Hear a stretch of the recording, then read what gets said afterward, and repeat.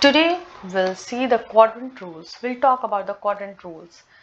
First quadrant all positive. Second quadrant only sine and cosec are positive. In third quadrant tan and cot are positive, and in fourth quadrant cos and sec are positive. Now we'll see why all are positive in first quadrant. Okay. So first of all we'll draw one diagram and then we'll understand this. Okay, so if this one is just we are taking r distance, this distance is r. If we are taking one distance, that distance is r, where one point is located p.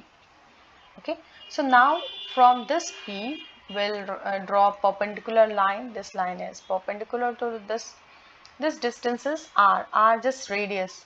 We'll draw one circle here. Okay, okay, so this point is here P, and from that point P we'll draw a perpendicular line. Okay, now see, this is the angle theta. Then what will happen? Then this is the perpendicular and this is the base. And as we know that the by Pythagoras theorem, that hypotenuse, this is hypotenuse basically. So h square will be equal to p square plus b square, right? And here this, just suppose the coordinates of this point P is x and y. So what is x? X will be this distance b. Okay, so in place of b we can write x square, and in place of y we can write for this one, this distance p, perpendicular. Okay, and h is hypotenuse, that is r square. Okay, so what we are getting, this r square will be equal to p square plus b square, right? Now what is p?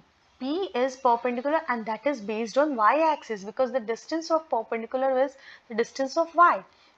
The distance of x is the distance of that base. So that's why, and when we are finding out the theta, cos theta, how it will write this? Sine will be equal to, sine theta will be equal to P upon H. What is P? P is Y, and what is H? R. So can we write Y will be equal to R sine theta? And similarly x will be equal to r cos theta. Now we can say that cos depends on x axis and sine depends on y axis. So here this one is x axis, this one is y axis. So in this line, in this quadrant, x axis and y axis both are positive. So that's why sine and cos both will be positive. When, and as we know that tan theta, tan depends on sine and cos both. Tan will be equal to sine theta upon cos theta, right? So if sine and cos both are positive, then tan will also be positive, and inverse of sine is cosec, inverse of cos is sec, inverse of tan is cot. So if sine, cos and tan all are positive in first quadrant, then sec, cosec and cot will also be positive in first quadrant. That's why all the six function ratios are positive in first quadrant. Now for second quadrant, as I told you, sine depends on y-axis, right? So y-axis is positive in this second quadrant also, right? And x is negative. So that's why in second quadrant, this is x dash. So this part is negative, and sine is positive, y is positive. Positive of y is there in second quadrant. So that's why sine and cosec will be positive. Why? Cosec is the inverse of sine. So sine is positive and cosec will also be positive. But cos and sec will be negative. So when sine is positive, cos is negative, then tan will also be negative. If both should be having same sign. If sine and cos both are negative, then tan will be positive. When sine and cos both are positive, that time also tan will be positive. Why? Because tan is the ratio of sine and cos. Tan is equal to sine theta upon cos theta. That's why tan will be negative in second quadrant. Why? Because sine is positive but cos is negative. Now coming to the next thing, that is third quadrant. Third quadrant, tan and cot will be positive. Why? Because this line, this is y dash, y is negative, and x dash. So x is also negative. So x and y both are negative. So sine and cos both will be negative. So sine and cos both are negative. So sec and cosec will also be negative. But sine and cos both are negative. It means both are having the same sign. So if they are having same sign, means tan will be positive. So tan is positive in first quadrant and third quadrant. Cot is positive in first quadrant and third quadrant. But sine and cosec will be positive in first quadrant and second quadrant. Now coming to the next thing, that is the fourth quadrant. See, cos depends on x axis and x is positive in fourth quadrant. So x is positive in fourth quadrant, so that's why cos will be positive.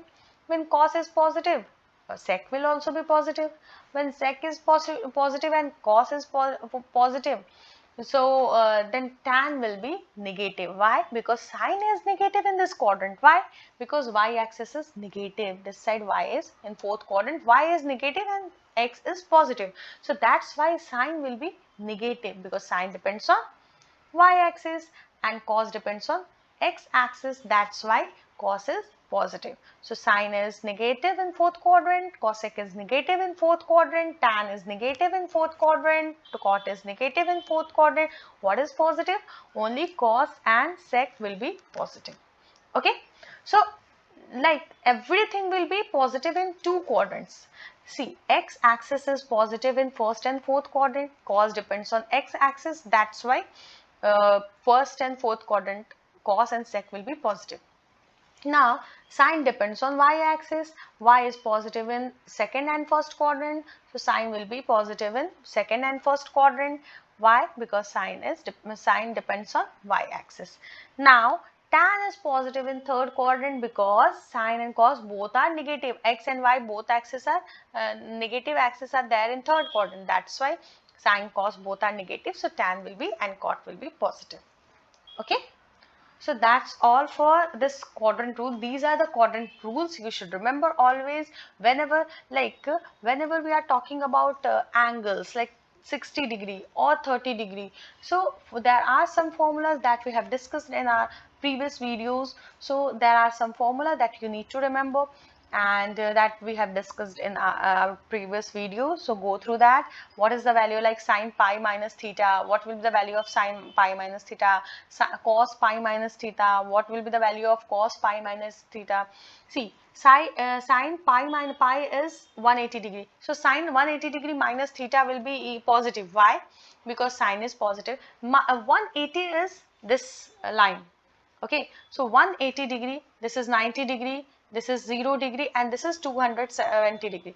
So 180 degree, see, here we'll discuss this 0 x positive side, and see this one is 0 degree, 180 degree, 90 degree and 270 degree. So when 180 degree, sine 180 minus theta, that will be positive only. Why? Because sine 180 minus theta will be in second quadrant, and as we discussed, sine is positive in second quadrant. So and cos pi minus theta will be negative. Why? Because cos is not positive in pi minus theta, I mean 180 minus theta will be in second quadrant, and cos is not positive in second quadrant, so that will be negative. So this way you need to remember all the formula. Just go through all the videos of trigonometry, you will understand, and these are the tricks to remember the formula always, and these ratios you will remember always, and you can easily solve any problem of trigonometry. I hope you understood the concept. For any query, any doubt, please comment, do like, share and subscribe my channel, and don't forget to click on the bell icon. Thank you.